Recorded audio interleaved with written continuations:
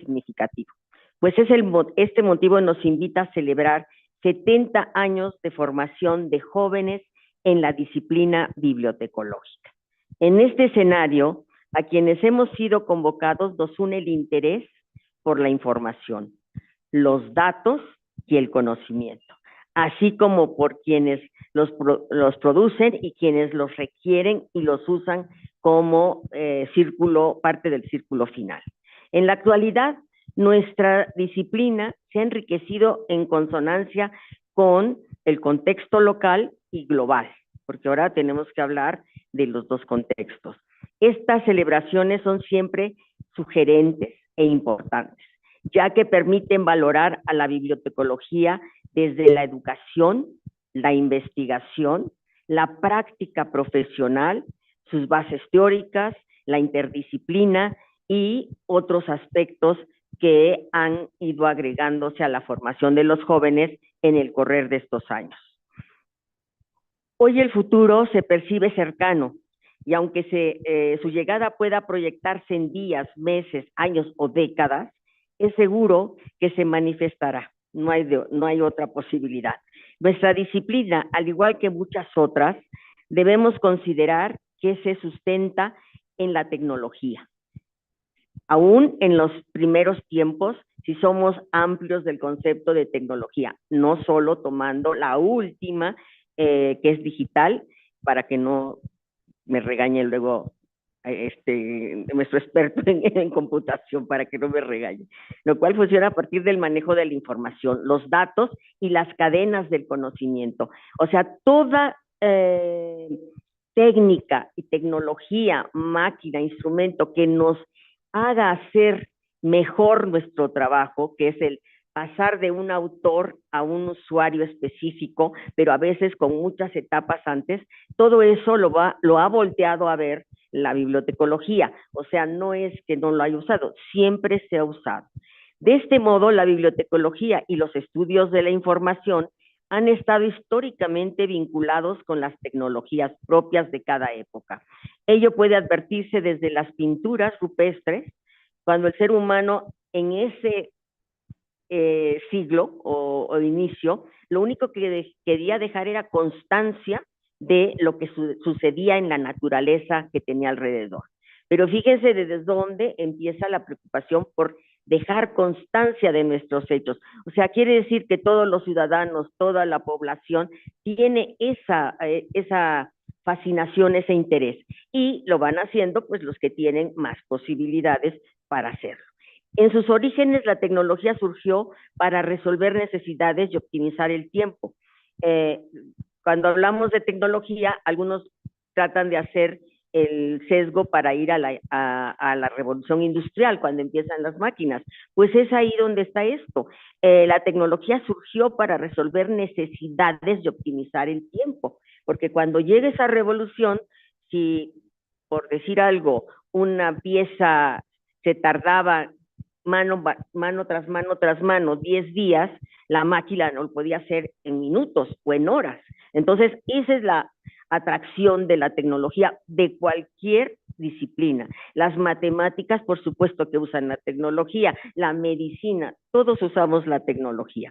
Esta tendencia evolucionó hasta llegar a la actualidad, caracterizada por la tecnología digital y la inteligencia artificial, que en algún momento nos tiene que llegar y nos va a llegar a través de la enseñanza.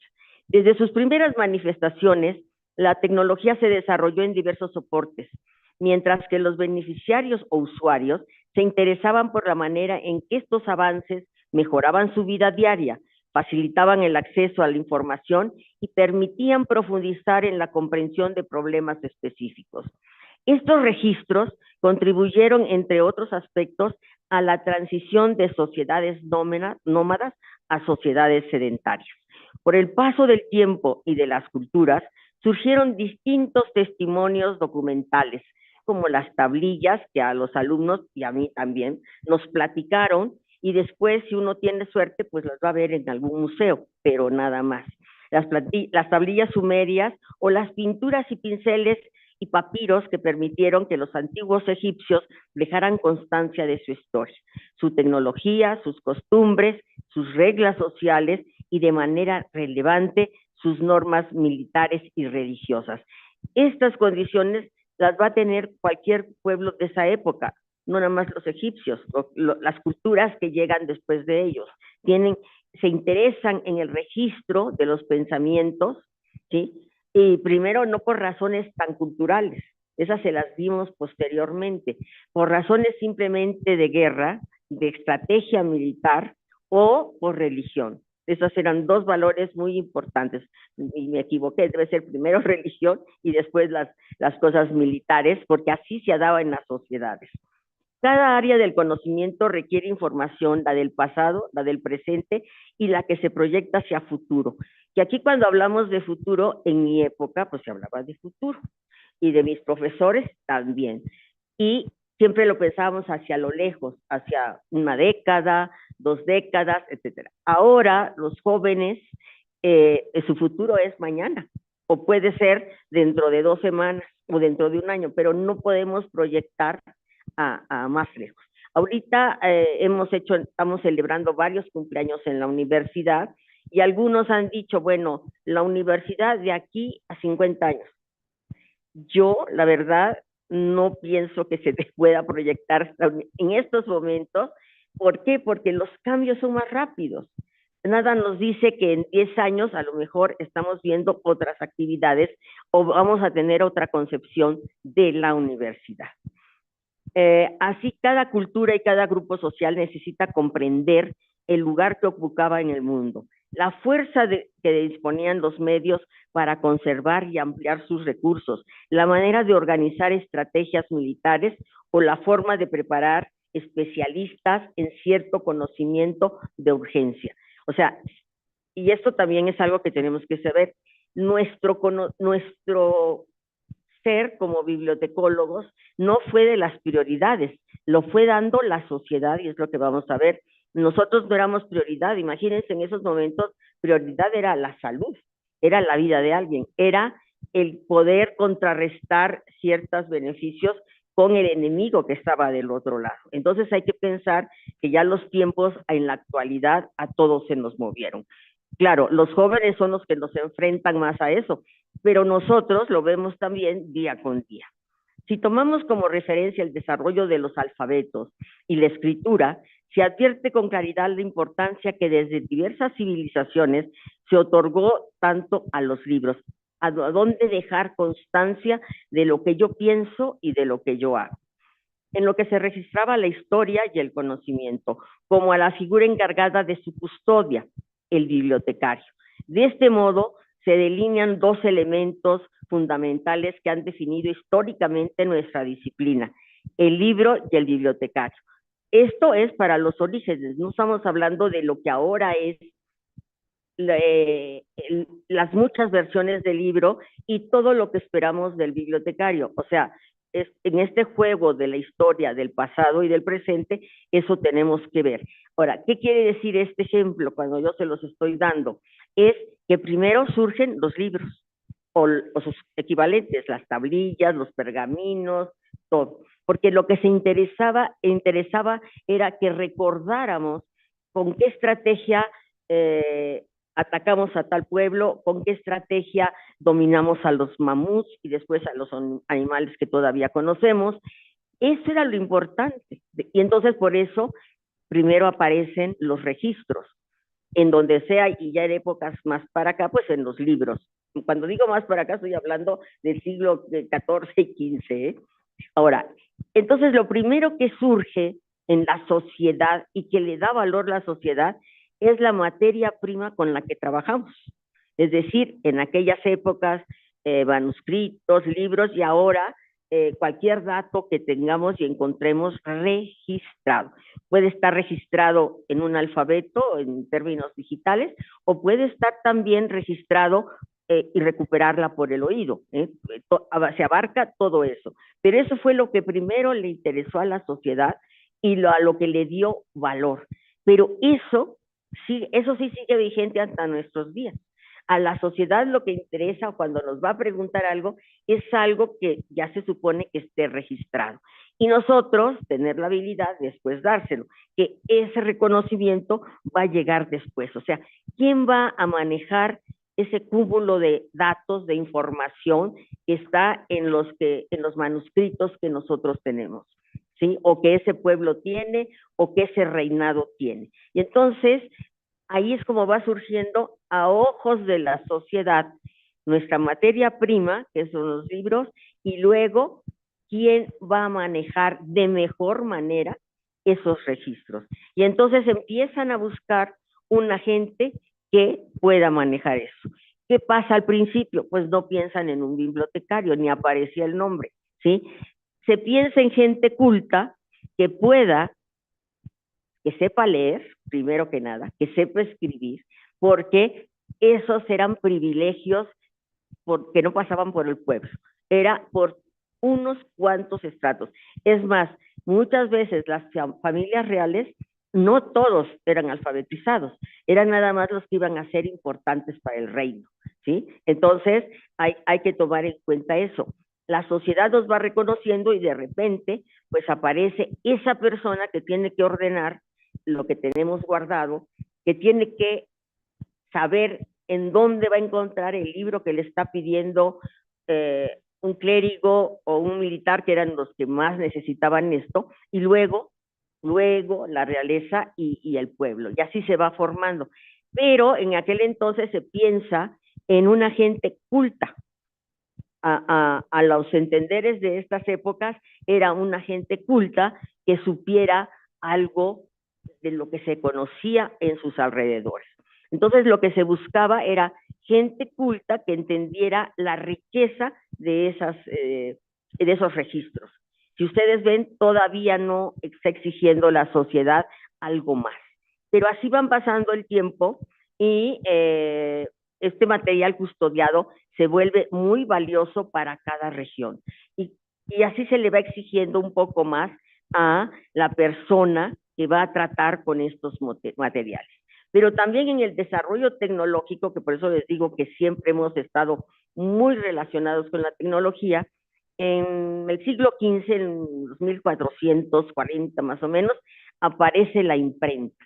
Y entonces nos vamos a ir del manuscrito al libro impreso o a la pieza impresa, el periódico, lo que ustedes quieran. Y eso también va a ser un gran cambio. Si eran manuscritos, a lo mejor nada más había un ejemplar.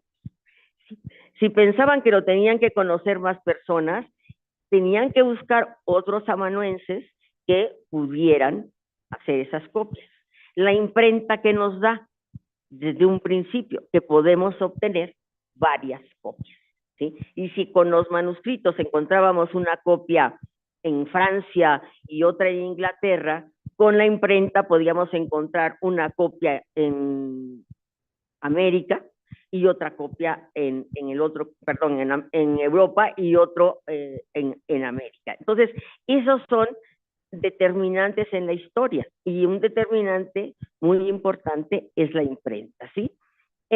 Con la imprenta, la industria del libro creció y la demanda de temas se multiplicó. Asimismo, los núcleos científicos se expandieron y la literatura se volvió más compleja. Obtener esa pieza también estuvo más complejo el procedimiento y el poderlo hacer bien, ¿sí? Y entonces, porque entran los movimientos políticos que hay en esas épocas, los sociales, los militares, que transformaron países y fronteras. O sea, si ustedes ven antes de la imprenta, o sea, en eso no funcionó la imprenta como causa específica, pero si hacemos un corte en el siglo XV y vemos cómo es Europa, y luego hacemos otro corte en el siglo XVI, veremos que las fronteras cambian muchísimo, ¿sí? Y entonces todas estas razones transformaron países y fronteras. La reflexión intelectual se enriqueció y sugirieron corrientes de pensamiento con bases filosóficas muy diversas, incluso contrapuestas unas con otras, que gracias a la imprenta dejaron constancia de la pluralidad de ideas y posiciones. Término que ahora después de muchos siglos lo recobramos, no que se haya perdido, sino lo recobramos como algo fundamental en nuestra disciplina, ¿sí? La libertad de expresión, la libertad de información. Con el paso del tiempo, hacia mediados del siglo XX, surgieron nuevas tecnologías. O sea, estoy dando un salto tremendo, porque si no, pues no salimos de aquí nunca.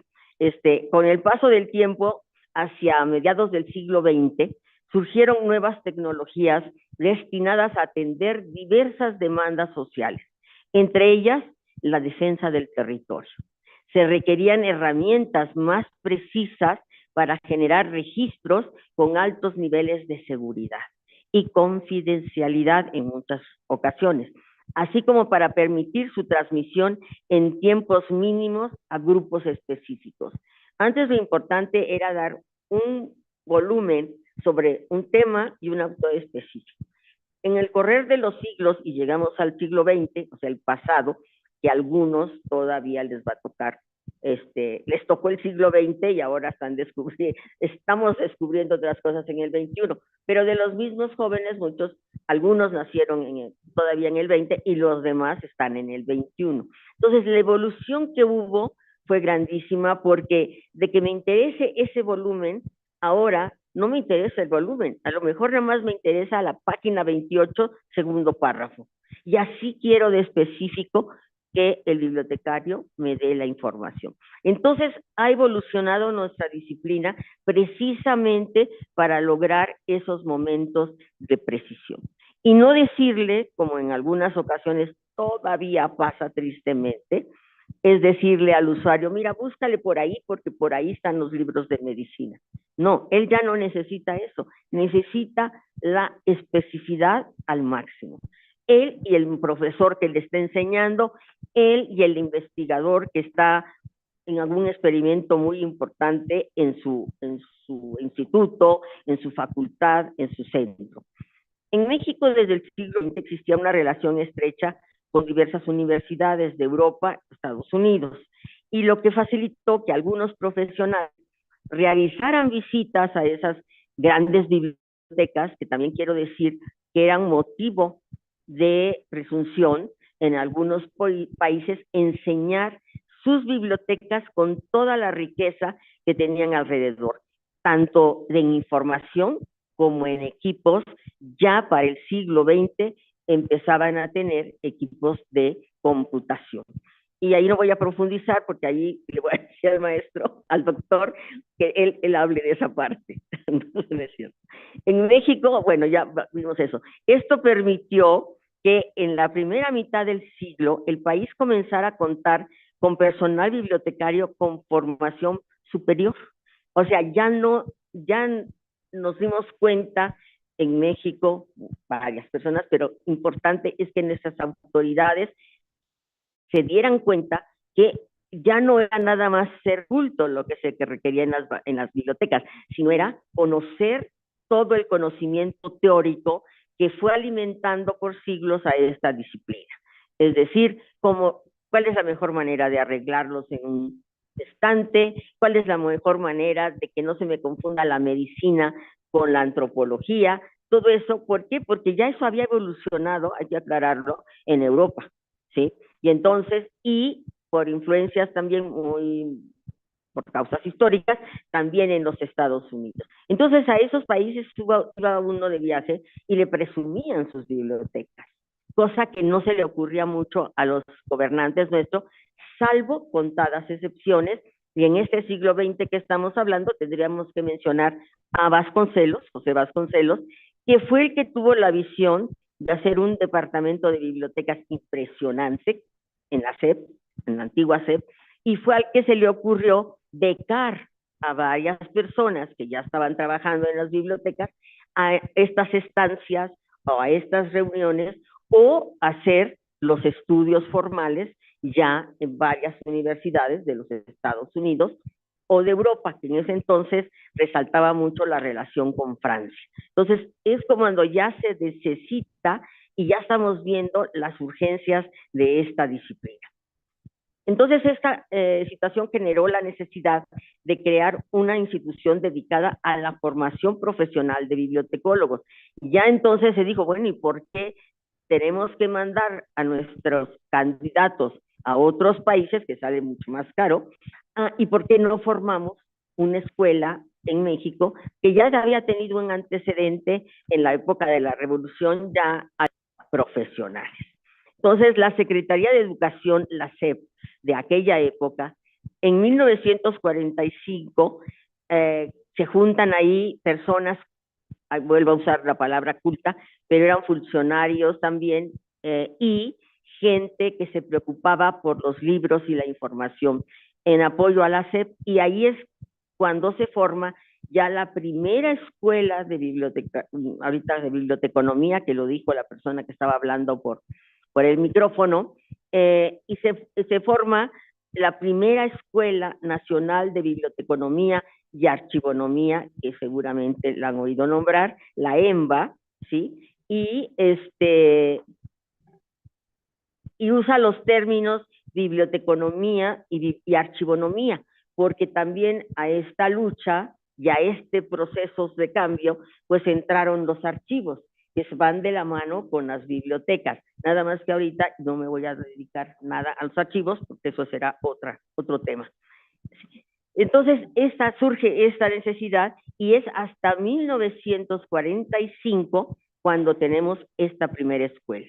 Por su parte, la UNAM, aunque contaba con algunos bibliotecólogos formados en el extranjero, ya para esos años, no disponía aún de una oferta académica profesional en el área.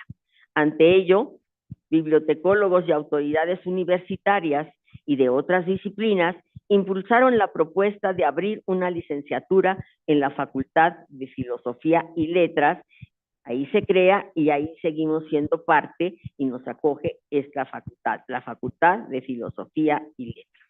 Y tiene sus razones después, las van a ir ustedes viendo cuando en su formación, de las relaciones que se pueden tener con la historia, con la filosofía, con la antropología. Entonces, estamos muy bien ubicados, ¿sí?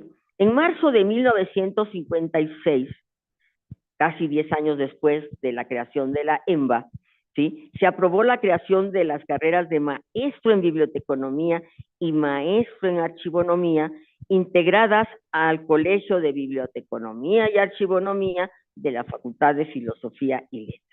Cabe señalar que conforme a los usos de la época, el término que se usaba era el nomos, no el logos, ¿sí? Archivonomía y biblioteconomía. Y entonces, y se crea como maestría. La creación no se da como licenciatura, se crea también como maestría. ¿Pero por qué? Porque era también la época que en el área de educación no existía todavía la licenciatura, y el primer grado universitario era la maestría y después el doctorado. Entonces, al correr de unos meses, o no creo que lleguen al año, fue el cambio, se vuelve a actualizar, pero todo el reglamento de la UNAM, aparecen las licenciaturas y el colegio cambia precisamente de maestría a licenciatura, pero era el mismo programa de estudios. Licenciatura, pero ahí cambia también, por X o Y razones, el nomos y el logos, lo cambia, y entonces es, desde tiempo atrás, el Colegio de Biblioteconomía, de Bibliotecología y Archivología, que es los términos que se usaron en la UNAM. En la SEP se siguen usando también los términos que ellos han defendido, que es el nomos, archivonomía, biblioteconomía. Entonces, así nos vamos formando como colegio y vamos dando entrada a que en la universidad más importante del país, que yo creo que sigue siendo actualmente, pero mucho más se notaban las diferencias en aquellas épocas, ofrece ya esta licenciatura y ya contamos con un cuerpo teórico y muchas ramas de aplicación que se requerían en ese tiempo. O sea, la bibliotecología se tiene que actualizar, aunque no quiera, ni quieran sus componentes. ¿Por qué? Porque la vida diaria nos va obligando a esa actualización. Y si no nos actualizamos, pues la verdad vamos perdiendo mucho del atractivo que tendría esta disciplina y esta profesión, ¿no? Ya cuando es en la práctica. Nos han antecedido de esta mirada moderna y actual que todavía nosotros recibimos. Muchas personas que ustedes, o en la historia de la bibliotecología, o en la historia, algunos de ustedes han estado en contacto con esto. Por ejemplo,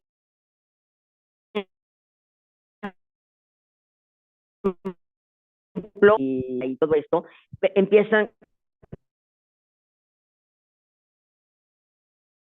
no han visto que ya no interesaba un volumen de todo un conocimiento ahí compacto, sino que interesaba mucho para la ciencia, para los científicos, para los investigadores, las partes de ese libro. Y entonces, él hace otro pensamiento, aparece la documentación, esa tiene discusión, no la voy a tomar, pero lo útil y que le tenemos que reconocer a Osles es que nos hace ver que el todo sí es interesante, es muy bueno, pero no para todos. Y que entonces podemos dándole un libro muy completo a un usuario que nada más va a usar el capítulo 4 y cuando llega otro usuario ya no lo podemos prestar porque está prestado por el capítulo 3. Entonces, ODED nos hace pensar en eso y a partir de eso y las tecnologías vamos a tener ya lo que ustedes manejan de manera cotidiana. ¿No? A veces sí nos interesa el todo, pero a veces nada más nos interesa una de las partes. Muchas veces nada más es para checar la frase que digo fulanito de tal, que son 3 renglones. Pero quiero yo mi servicio, que me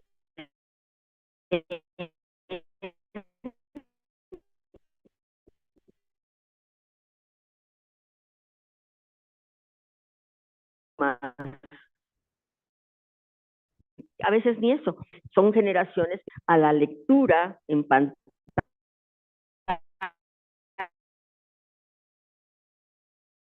y al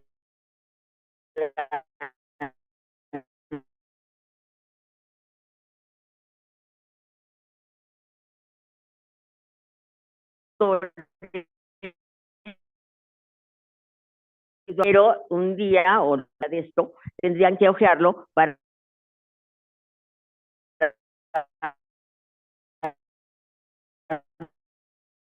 ver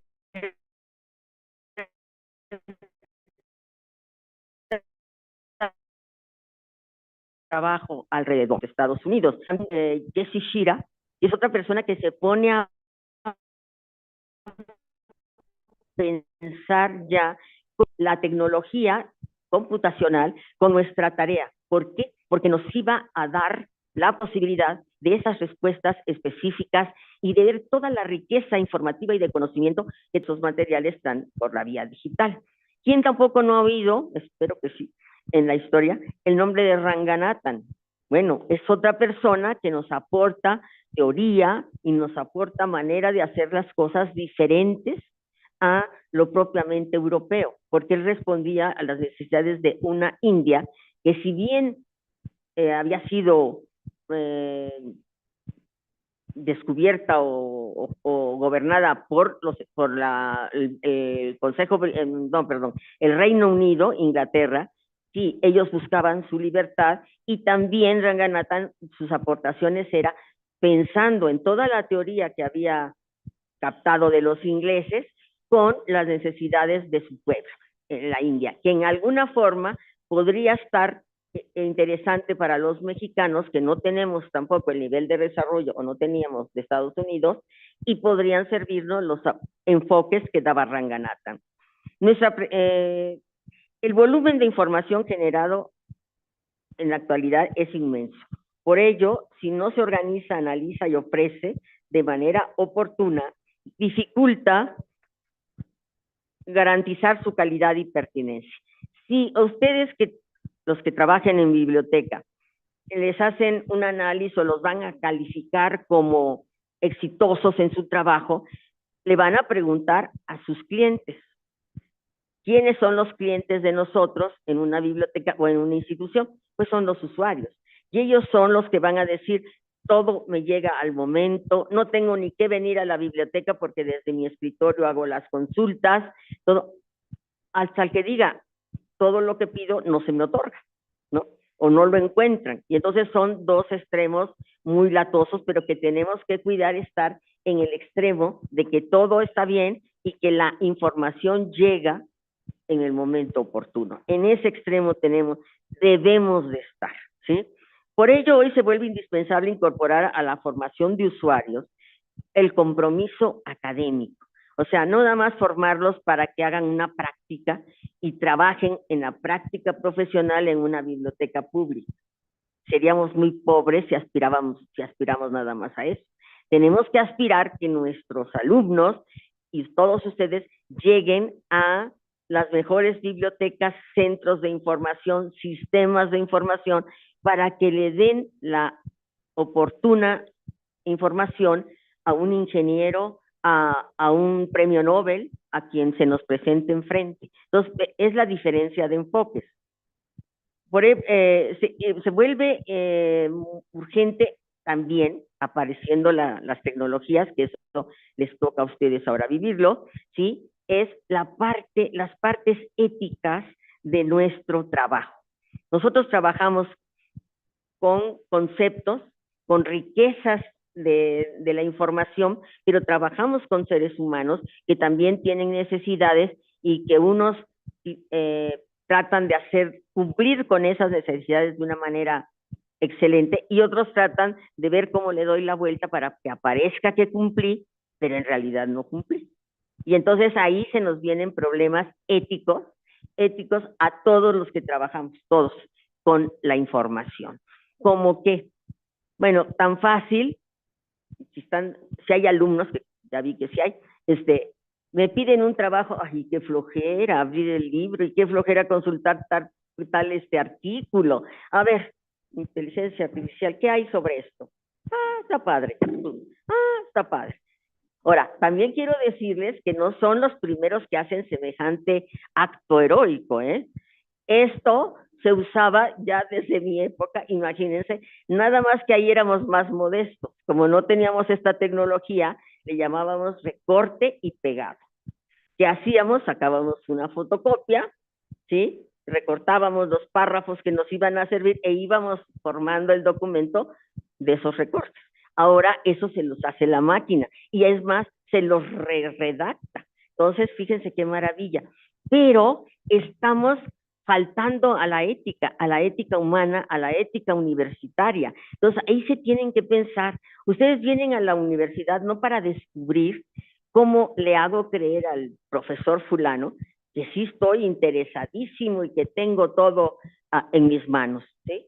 Eso es lo que yo quiero hacerles creer, pero no es así. Ustedes vienen a la universidad para hacerse de todo ese conocimiento que les están transmitiendo y seguir adelante, ¿sí? Entonces, esa falta de ética, fíjense que es grave. No es nada más para ponerles una estrellita negra que diga, no es ético, sino para que ustedes aprendan, para que ustedes cuando salgan puedan trabajar en cualquier dependencia que los llamara, ¿sí? Y entonces ahí demostrar ustedes su calidad, pero el conocimiento que han recibido.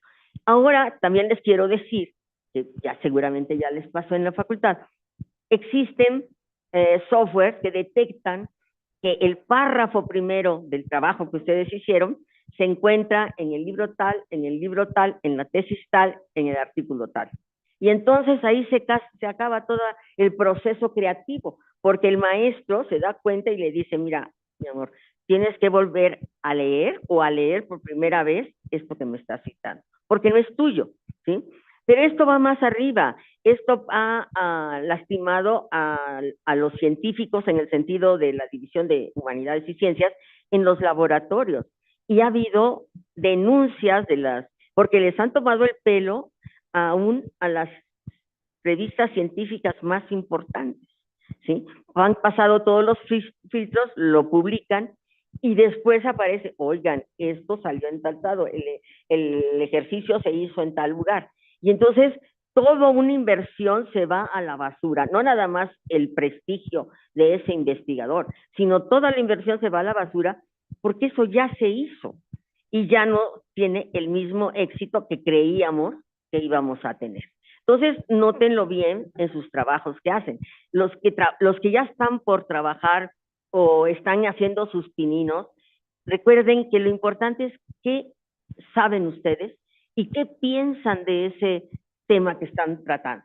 No lo que me dijeron 18 autores antes que ustedes, porque en ciencias, por ejemplo, no queda ahí. Mandaron un desplegado a todos los compradores de esta revista y a todos los laboratorios, desprestigiando al autor, diciendo que lamentablemente este señor y que no se había dado, no se había detectado de una manera tan específica. Entonces, hay que tener también cuidado con la tecnología.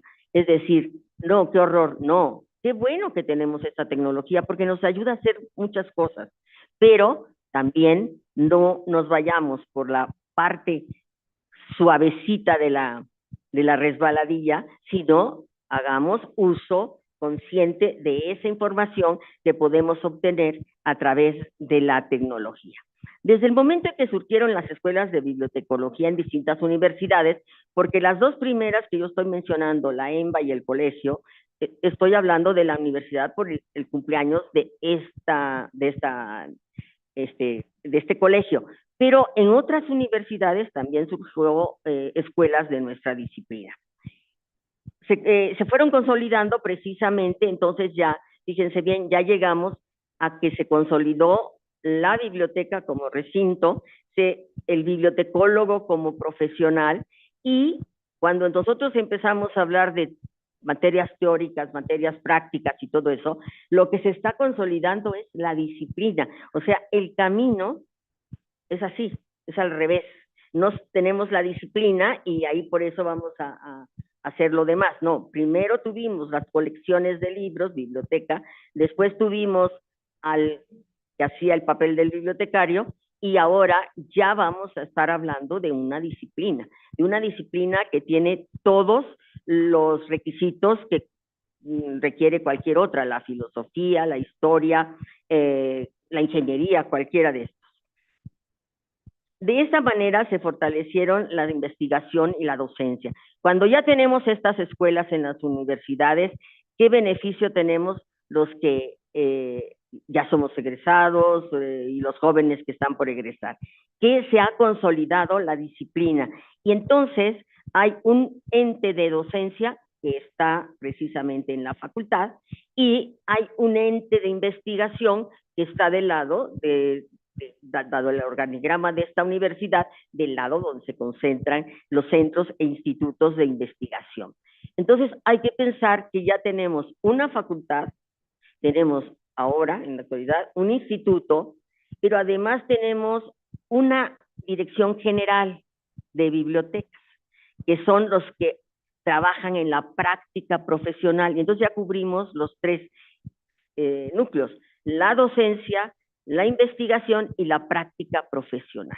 Y esto para la UNAM y para todos ustedes debe ser muy, ¿cómo decirles?, grato, porque esto también nos da una posición importante. O sea, en la medida que hay más profesionales en la DGB, ¿sí?, en esa medida, pues los servicios bibliotecarios han mejorado, han cambiado, han aportado, porque ellos como están en la práctica tienen que hacer su proyecto papel, pero después que funcione en la práctica. Entonces, eso ya lo hemos, bueno, se logró ya desde que surgieron todas estas dependencias y es lo que si hacemos el estudio en otra disciplina sería lo mismo. Claro, nada más que a lo mejor con más antigüedades y más reconocimiento social, porque todo mundo reconoce para qué están los abogados, ¿sí? Y los respetan. ¿Para qué está el médico? Pero cuando preguntamos del bibliotecario, no necesariamente saben qué tan indispensable es o para qué es, ¿sí? Entonces, eso sí nos falta todavía. Conviene recordar que desde 1945, que se creó la EMBA, y después la UNAM, y aparece el colegio, después en esta universidad también hay cambios. Solo tenemos en un principio solo el colegio como referente, tanto para los primeros de maestría como uno que otro de doctorado que hubo por unas irregularidades, pero lo hubo, ¿sí? Esto así funcionaba toda la universidad. O sea, el posgrado de arquitectura, pues se daba en la Facultad de Arquitectura, ¿sí? Porque pues decían, ya tienen la licenciatura, ahora va a ser la maestría y el doctorado. Pero he ahí que en la universidad ya hay un cambio, porque hay un grupo de profesionistas o investigadores que ven que la relación entre docencia e investigación es muy fuerte, pero que tiene que haber diferencias de objetivos en cómo preparo a un licenciado, de qué es lo que requiere una maestría y un doctorado, o sea, el posgrado. Y entonces en esta universidad se hace un cambio, es decir, cualquier posgrado que me digan, cualquiera, tiene que estar respaldado, supervisado por una facultad o escuela y por un instituto o centro de investigación. Y entonces la administración del posgrado, por eso quizá ustedes a veces no lo entienden mucho, se da aquí, en este edificio ahora, que ya tienen edificio, ¿sí? Pero en los cuerpos colegiados del posgrado tienen que estar representados profesores e investigadores, ¿sí? Quieran o no, les caigan bien o no, tienen que estar representados ahí, y a partir de ahí se han superado muchos puntos y muchas, dijéramos, no fallas, pero deficiencias que tenía nuestro posgrado, ¿sí? Entonces, hemos caminado a todo eso, estamos integrados en esta coordinación del posgrado, y de esa manera vamos avanzando, ¿sí? Bueno, entonces, ya con esta nueva organización que les estoy explicando, es como hemos caminado los últimos años. También quiero decir algo, tanto en la licenciatura, por ahí vi a Gerardo, y tanto como la maestría y el doctorado, han sido objeto de revisiones y actualizaciones. ¿Por qué? Porque esta disciplina se tiene que actualizar muy rápido. Porque les digo, vamos de la mano, no nos quita ni nada ir en esa aclaración, vamos de la mano de la tecnología, y si al primer momento la tecnología la usan unos cuantos, después esta tecnología se va para todos lados, se populariza y la usamos todos. Entonces, tenemos que estar pensando en eso, y que las actualizaciones son, pues dijéramos, obligatorias. Uno mismo piensa cómo, a veces lo remedia uno metiéndolo el tema en otra materia, pero lo mejor es que se haga una revisión del posgrado periódicamente. ¿Qué es lo que ha pasado últimamente? Y ahí es donde quiero llegar. Fuimos revisando esto, antes de esta última, tuvimos una en el 2010, y ya después, en el 22, que ya le toca a la doctora Lina, pues ya han pasado 12 años, y lo mismo, uno mismo siente que tenemos que hacer una revisión, una actualización, porque lo que hemos hecho es meter temas importantes en otras materias, pero ni se estudian en plenitud uno, ni se estudia en plenitud el otro. Entonces, se convoca a esta última revisión, que se inicia en el 22.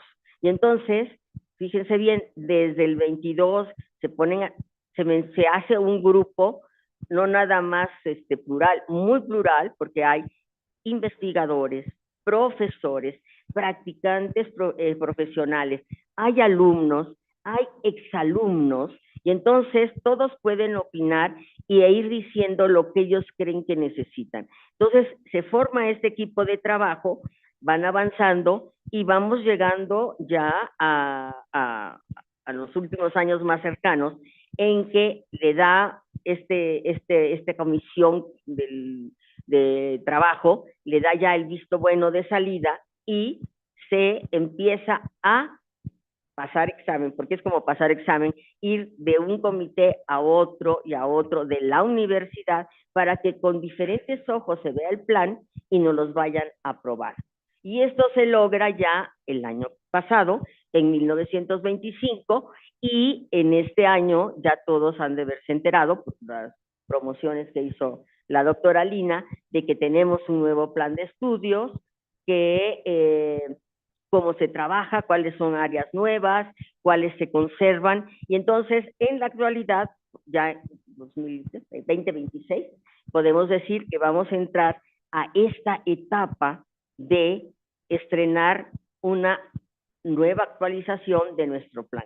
¿Cuánto tiempo va a durar? Pues si son optimistas, 10 años, pero quién sabe, a lo mejor dura menos, porque a lo mejor dentro de 5 años, no, nadie lo sabe, podríamos ver la necesidad de hacer otra actualización, pero ahorita estamos trabajando ya, ustedes, los que son profesores, los investigadores también tenemos que tomar en cuenta estas nuevas áreas de trabajo del posgrado para adecuar también nuestros pensamientos y colaborar, como siempre lo hemos hecho, entre la docencia y la investigación. Entonces, creo que el trabajo, el recorrido es nada más para que ustedes valoren y hagan conciencia de que esto de las actualizaciones no es, ay, qué lata, otra vez cambiaron el plan de estudios. No, qué bueno que cambiaron el plan de estudios porque nuestra disciplina así lo requiere. Aquí veo maestros que tenemos años dando X clase, pero también tenemos que ser honestos de que si le vamos agregando otras lecturas o le vamos agregando otro inciso,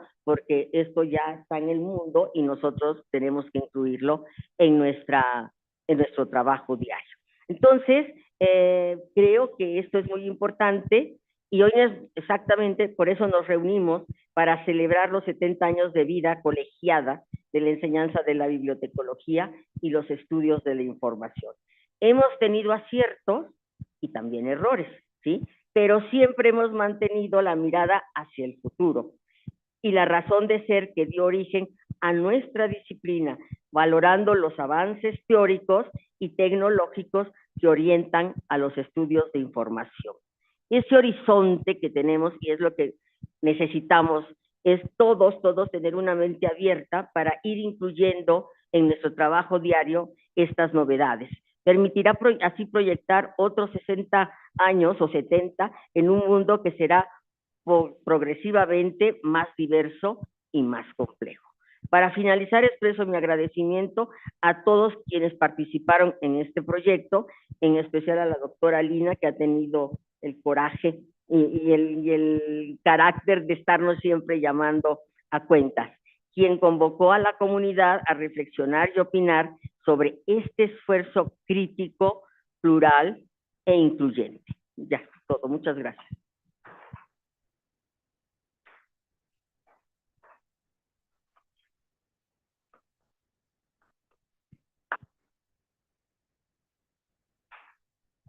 Agradecemos enormemente este recorrido histórico, doctora, que nos ha dado sobre lo que somos, sobre nuestro quehacer, de dónde surgimos, por qué surgimos, la razón de ser de nuestra profesión y de nuestra disciplina.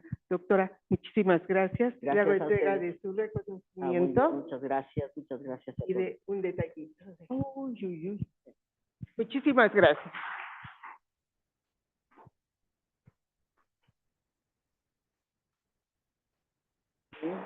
Y el reconocimiento.